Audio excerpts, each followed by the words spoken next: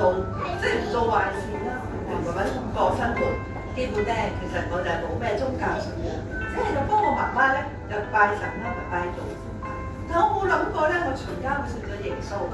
特別喺80年代裏邊啦，喺個職場裏邊，我就靠着即係自己嘅努力，喺當時正正係香港係進入咗經濟起飛嗰個機緣。咁我係由低做起落叻啊嘛，冇辦法，唯有由低做起啦。而喺2004年，我已經係升到做老闆嘅最高級嘅秘書，就好聽啲就係跟班。咁我冇想過咧，原來我喺6月30號嗰時係就放假嘅前一日，我就喺公司嘅停車場，好簡單，跣一跣啫嘛。我冇諗過，呢忽咁鬆嘅，就跌咗個菠蘿度。我哋以為打石膏啦，3至6個月，好快就好翻啦，係咪？所以我都冇諗過5年之後先發現裏面嗰個半月板裏面所謂撕裂咗，咁咪喺度手術啦。但係做完手術之後，亦都冇改變，亦都真係因為呢件事都改寫咗我人生嘅下半場。而當年咧，亦都因為醫療上連串嘅失誤啦，同埋手術嘅失敗，我仲要承受24小時嘅神經線劇痛，終於咁就坐咗輪椅啦。但係經歷咗呢2年裏邊咧嘅傷患，因為我行動唔方便啦，出街嗰時你知道啲人腳步快啊嘛，就俾人好嫌棄啦，亦都真係有啲人就咒罵你啦，加上我身體咧同時都出現好多病痛，又都真係搞到亦都痛到失眠。而喺民國中咧，最不幸就係仲俾公司係無情咁樣解僱咗我，終於好快咁患上嚴重嘅抑鬱症同埋思覺失調。喺呢個痛苦裏邊，我曾經3次真係自殺，但係直到我遇見耶穌之後，先改寫我人生嘅下半場。好啊，慧蘭。都聽到你04年開始就跌傷咗啦，但係我又知道17年咧你又中風喎。咁通常啲人咧就左邊中風啊，右邊中風，你就唔知咧中間即係兩邊都一齊唔使喐咯。咁即係不經不覺咧由受傷到依家都差唔多20幾年。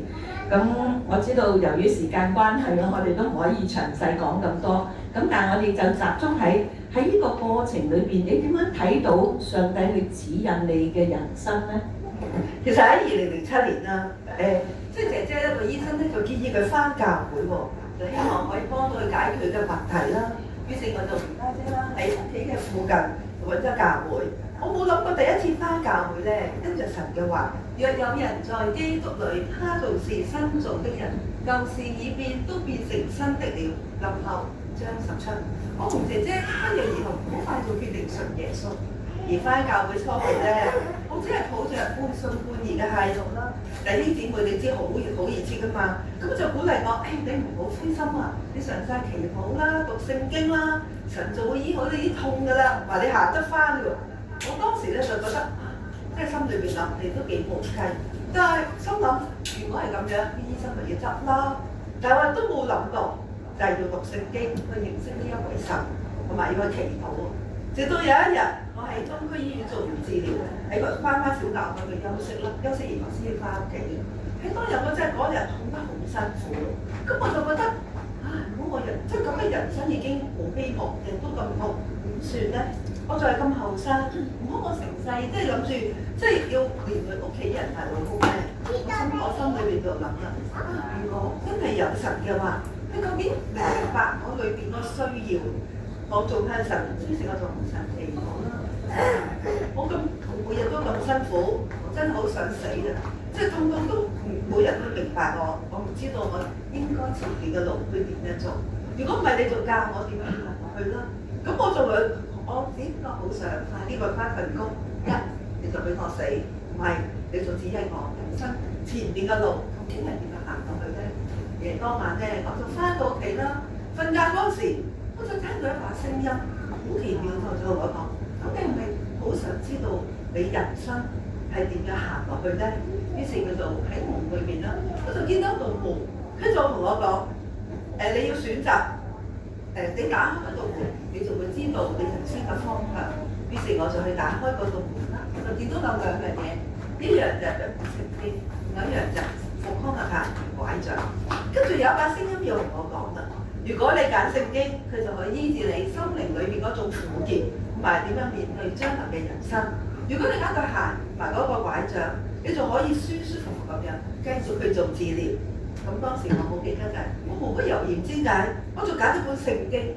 但當我打開本聖經嗰時候咧，我就覺得有一股好強嘅光，仲有一把聲音同我講：你所揀嘅路，正係神為你開預備嘅路。而喺夢裏邊咧，當我醒翻嗰時候，我心裏邊好懷疑，究竟個夢境係咪真係從神而嚟嘅咧？於是咧，我就再向神祈禱啦，求神指引呢個夢境係咪真係咁真實嘅咧？而喺當時咧，我就諗翻起弟兄姊妹成日都會同我講噶嘛，佢話聖經係神嘅話，係可信同埋有能力嘅。咁我心諗，我冇聖經咁厚，咁我又點知神同我講嘢咧？我唔識啊嘛，於是我就再同神祈禱啦，我就求神啦。嗱，我就唔知係乜乜 number，我就知你係章節。不如咁啦，你喺聖經裏邊俾嗰啲 number 我，而我喺聖經裏邊可以揾得翻喺腦裏邊，你俾我嘅 number 我揾得到嘅，我就相信呢個真係有神，即係可以有神，真係有聽到喎。而係當天嘅晚上啦，我喺夢裏邊再聽翻一把好熟悉嘅聲音。佢就話：唔使驚，神愛你，佢已經為你開路，你翻去啦，你翻去教會揾牧者，將你所領受嘅經文嘅意思，就話俾你聽。於是咧，我腦裏邊咧就有一連串嘅 number。而喺第二日咧，我好趕急咁樣，我就翻到去醫院啦，我就揾院牧，我同院牧講，因為我唔識揭聖經啊，我琴日將個夢境話俾佢聽，我就不如你同我話。話我聽，究竟呢個 number 係咪真係喺聖經度揾到咧？於是院牧就同我講啦，佢就讀俾我聽，佢就話如經上記着說，神為愛他的人所預備，是眼睛未曾看見，耳朵未曾聽見，人心也未曾想到。林前2章9節。另外咧，喺我好唔開心嘅時候，神嘅話亦都係鼓勵我。彼得前書5章7節。你們要將一切憂慮卸給神，因為佢顧念你們。同時，神嘅話都成為我嘅指引，讓我咧能夠活出一個通而不腐、殘而不廢嘅人生。真係感謝主啦！佢講咁長，你記唔記得㗎？佢話：原來佢開始接觸嘅時係透過一個醫生，叫佢家姐揾教會，咁佢真係去揾喎。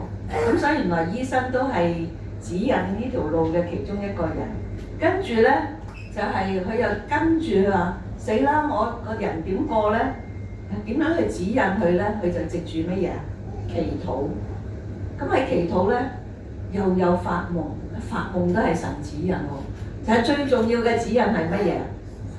聖經係嚟自神嘅話，所以咧喺阿慧蘭姊妹嘅身上面咧，佢真係經歷到喺佢人生最彷徨嘅時候。佢究竟點做咧？死又死唔去啦，咁要點做咧？佢就好真誠嘅同上帝祈禱，上帝就聽佢嘅禱告。好啦，咁咧我知道你又返咗教會啦，但係咧就同好多人都一樣啊。教會有陣時係好好嘅，係有陣時咧都有啲論盡嘢嘅喎。咁啊唔知邊個錯啦？因為我哋都係罪人，所以大家都有錯，我哋唔去追究。不過咧又好神奇喎。我知道佢有大半年時間冇返教會，咁但係你係點樣重新再投入教會咧？其實喺靈實裏邊有個院牧，佢知我大半年冇返過教會，佢就好真係好心地咁話我聽，佢勸我啦，喂，你好好祈禱啦，求神指引你揾一間合適嘅教會。於是咧，我就放下自己嘅執着啦，認真去祈禱喎。我就求神為我預備一個家嘅感覺，好似你哋而家咁樣個家嘅感覺啦，就可以去學習成長。神真係聽我嘅祈禱喎，去透過咧一位家長嘅介紹啦，我就參加咗百德浸信會喺嗰度裏邊咧，我係感受到份愛同接納，透過牧者不同嘅教導啦，讓我真係學習呢份真理。而弟兄姊妹一齊都學習實踐大使命同埋嗰個大誡命，我就懂得愛惜自己，我再唔覺得自己好慘，自意自壓，我嘗試咧就用感恩嘅心去看待。慢慢我就經歷到耶穌去醫治我心靈裏邊嗰種苦澀，而重建我自信心，亦都改變咗我人生觀。我用感恩嘅心去看待嗰時候咧，慢慢就經歷神啦。亦都真係忘記背後，努力面前，好似佢燒光直跑。感謝主啊！我喺色衛蘭10幾年咧，真係睇到見證佢嘅人生咧，係真係靠住上帝一路一路嘅指引。佢返到教會咧係好乖嘅，好聽話嘅。佢嗰陣時候咧因為食得太多藥啦，即係啲字認唔到嘅。咁佢正話講咁多聖經咧，其實聖經喺邊佢唔識㗎。佢最初聽讀嗰節經文係臨前2章9節嘅。佢就同個院牧點講啊？臨你前邊2比9，因為佢又唔記得，佢唔識就箴言咧，佢又唔識得講針喎，唔識箴言，佢咧好似隻鹹蛋嘅咧咁樣，咁啊院牧又我哋又要估係咩 number 嚟嘅呢個？個針字好似個鹹字咁樣，咁啊佢就咁樣認字啦。咁但係依家咧做好多啦，依家咧做好啦。咁所以我話我真係見證到姊妹咧，佢好聽話，神同佢講佢就去做。咁牧者教導咧，佢又好聽話。咁咧佢其實佢已經唔係好識字啊。咁佢最初返到嚟教會，我哋另外一位同工咧係即係牧養佢嘅，教佢讀書，讀聖經。都唔記得喎啲字。咁有一次我行過啦，咁我就同佢講耶穌兩個字。佢話成日都記唔到耶穌兩個字咩字，我話好簡單啫，耶字有兩隻耳仔嘅，咁就要聽佢話啦，要聽耶穌話啦。個蘇字咧，因為我又姓蘇噶嘛，咁我話蘇字咧就係有餘，個餘字加個和字，有餘有米，嗰啲就蘇啦，就好嘢嚟㗎，所以耶穌係好嘢嚟㗎，你要聽話咁樣。佢就咁聽話喎，真係好欣賞佢嘅。咁喺好多即係大家嘅祝福啦，係咁佢嘅生命咧就一路一路強壯。你而家見到佢咧係個最好嘅狀態。我初初見佢嘅時候咧，佢係要推輪椅嘅。咁咧佢出街咧就戴住頂帽啦，戴住個黑眼鏡啦，塞住個鍋紋啦，耷低個頭啦，咁佢老公就喺後邊推佢。咁到今時今日咧，佢已經可以周圍望嘅，雖然望唔到嘅，睇唔到嘅，周圍望嘅啫，咁係好開心嘅。咁呢個就係上帝喺身上面有好多嘅醫治。其實佢仲有好多病，我冇時間講啦。咁咧依家要收工啦，咁你要同我解釋，我哋冇時間啦。不如咧你就講一講啦，就呢個題目嚇，你自己有咩心得，或者係有啲俾我哋一啲嘅最後嘅鼓勵咧？其實我心得好簡單，就係因為就算神有指引你，咁你都要堅心相信佢，要行出嚟有行動咯，你先可能夠真係經歷到神嘅美好嘅旨意。而喺2017年咧，我就11月就急性腦幹中風，人睇嚟真係好不幸，亦都好唔好彩。但係我真係經歷到神佢係醫治唔係夠攞血嚟死亡，喺漫長嘅復康路裏邊，神嘅話語嘅應許。安慰埋指引，佢真係叫我有平安同喜樂，唔好放棄。每日我就能夠面對到所有嘅困難，我才有今日嘅我。而喺2018年咧，神就吩咐我就要為佢寫本即係見證集啦。起初我真係唔聽話，諸多虛堂，但係終於都冇辦法。神係冇難成嘅事，終於神就係佢嘅旨意成就咗。而喺2019年，我就完成咗呢一本站不起、活得起嘅見證集。咁亦都因為完成呢本見證集之後咧，就係去咗不同嘅教會，準備就去英國，即係為主去作見證。所以我就係因為疫情之前喺2024年嗰喺上一年啦，2024 5月到7月，我就去咗英國55日嘅宣教之路。我感恩咧有神嗰個帶領埋嗰個保護啊！我分別去咗11間教會啦。1間老人院同埋4個家庭嘅個聚會，共有18場嘅分享會。都喺平日嗰時候啦，即係唔使分享時，咁佢製作啲蝦餃啊、老婆餅啊、叉燒包啊，就係作客貨之用。呢一切咧都係令人個讚歎，係讓人喺神裏邊睇到佢奇妙個作為喺我身上。我係將呢一切榮耀歸俾天父爸爸嘅。而翻到香港之後咧，聖靈繼續嘅催逼同埋指引我，繼續要去呢個使命。所以我為喺香港裏邊到處不同嘅分享，願香港嘅人咧都可以喺呢個紛亂嘅環境下都能夠去認識神，得到呢份真正嘅平安。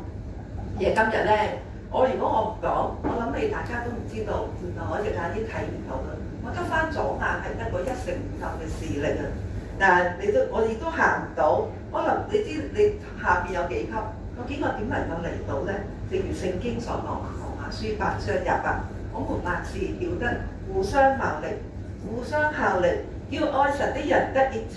咁即係神咧差派唔同嘅天使啦，係守護我，好似老公阿力嘅不棄啦，師母嘅牧養同埋嘅扶持，家人或弟兄姊妹嘅鼓勵，先我靠着神嘅恩典，先真能夠活出一個殘而不廢、厭而不苦嘅人生，先至能夠再為主去彈歌舞，去四處嘅分享。